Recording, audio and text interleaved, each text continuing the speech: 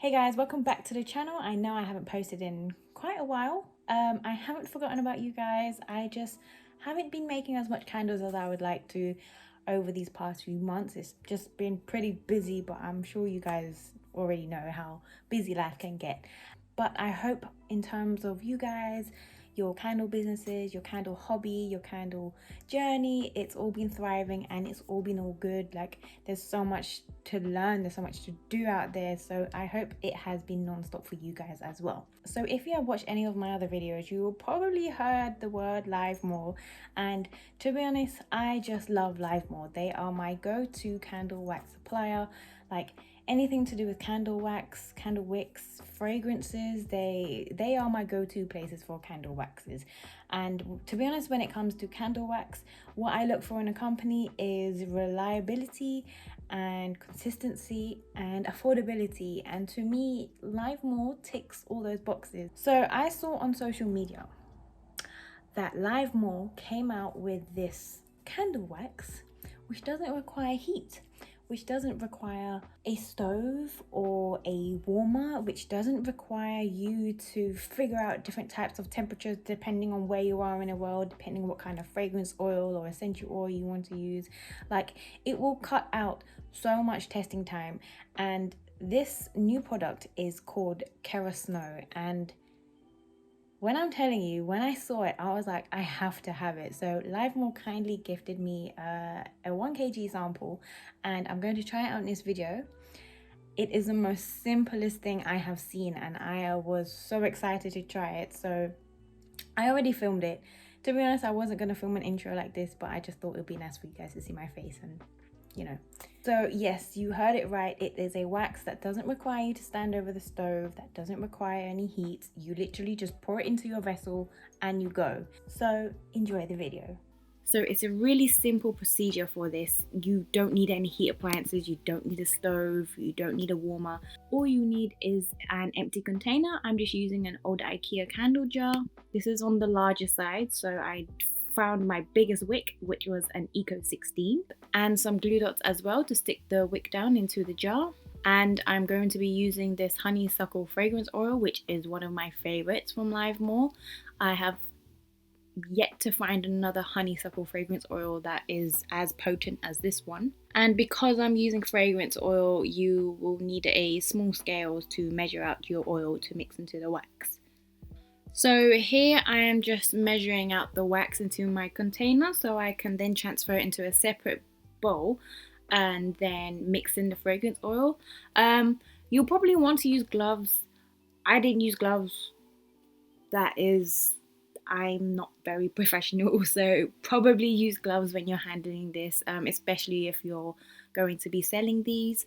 Yeah, just use gloves, guys.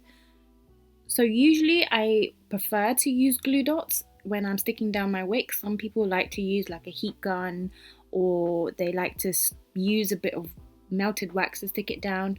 Personally, glue dots with me, I prefer it, but I have trust issues, so that's why I always put 2 glue dots on them, because I'm always scared, especially when you're pouring in boiling hot wax, that it kind of melts away a little bit and then it does float to the top. It has happened to me before many times, so that's why I always use 2, and sometimes it doesn't really work out. But for this video, you're not using any hot wax, so it's absolutely perfect. So there may be some clumps in the granules, which again is perfectly normal. You'll want to kind of separate them a little bit, make them all really granular, especially if you are going to pour in some fragrance oil. You want to make sure when you mix in the fragrance oil that it distributes itself around properly, and obviously you don't want any big clumps in your candle jar. Again, please use gloves. Do not follow me using my bare hands. I was actually having fun. I was like playing with it. Now what you want to do now is to measure out your wax. I did a bit of quick maths here and I used 5% fragrance oil. Obviously it really does depend on how much fragrance you want and how potent your fragrance is. They do recommend between 3 to 5, and then you can adjust up until 10%. Again, it's entirely up to you. And because there is no heat process in this, it's probably much less likely that the fragrance will burn away or anything like that. So I've added in my fragrance oil, and I realized that the fragrance oil is yellow. Okay, you know that saying, never eat yellow snow, but it's for the purpose of this video, I'm sure it's perfectly fine. I mean, going forward, you should probably test if your fragrance oil has a colour, which I didn't expect. It's only really happened to me 1 or 2 times. So I have this wooden spatula, and I'm now going to mix in the fragrance oil. I'm not going to use my fingers for this. I actually have a wooden spatula. Obviously, you can use any other disposable equipment that you have. This is just to mix in the fragrance around equally. Of course, if you are not using a fragrance, then you could have just poured it straight into the container straight away. Once you've thoroughly mixed it, you can just pour it into the candle container, center your wick. In terms of tips, because this was my first time, I don't really have any tips. Just try not to get it as messy as I did. And you don't want that much buildup around the edges as well. So that's probably just one of the things I would say to keep in mind of. I didn't really overfill it up to the top. It was just under, like, maybe 1 or 2 centimeters under the line of the jar. And then as usual, you want to trim your wick. Side note, I found this jar and I did measure it, and it said to use an Eco 16, but I think because the calculator that I usually use doesn't recognize Kerasnow just yet, it kind of gave me the recommendation for a normal soy wax. So you'll probably see later why this Eco 16 is not so great. Okay, this is very hypocritical of me. I tried to clean around the edges as much as I could. If you're anything like me, I'm just a really messy person. However, it is not top grade hazardous if it's round the edge of the jar, because eventually when the melt pool starts to get bigger, it starts to pull in the wax granules from all around, and you'll probably see this in the next clip. Oh my god, you can see how huge this flame is. Like, it was so big. I have never seen a flame so big in my life. I think at one point I blow it out and I trim it and then I start it again. This wick is too big. Do not use an Eco 16 unless you have a really big vessel. This wick was way too big for this jar. So this is the candle. A few hours later, I had left it burning for about 3 hours. The scent was really nice.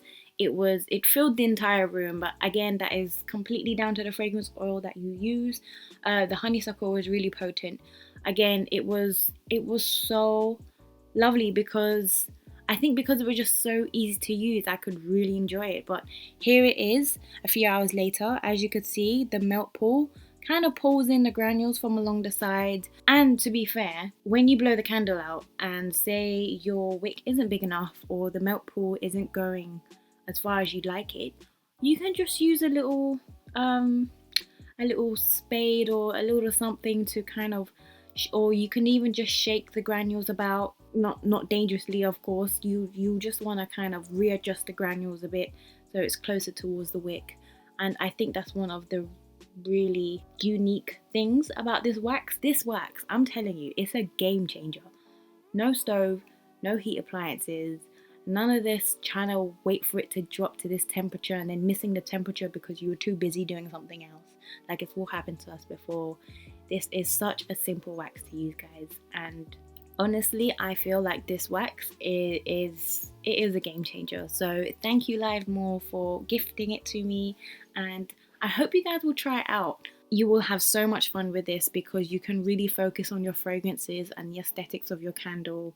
It's really just one less thing to worry about. So I hope you guys enjoyed this video, and again, if you have any questions, please feel free to leave them below or send me a message on Instagram. I am not posting as much, but I am still very much active in the inboxes and in the comment section. I try to be anyway. So I do have another video coming up soon, and I will see you guys in the next video. Bye!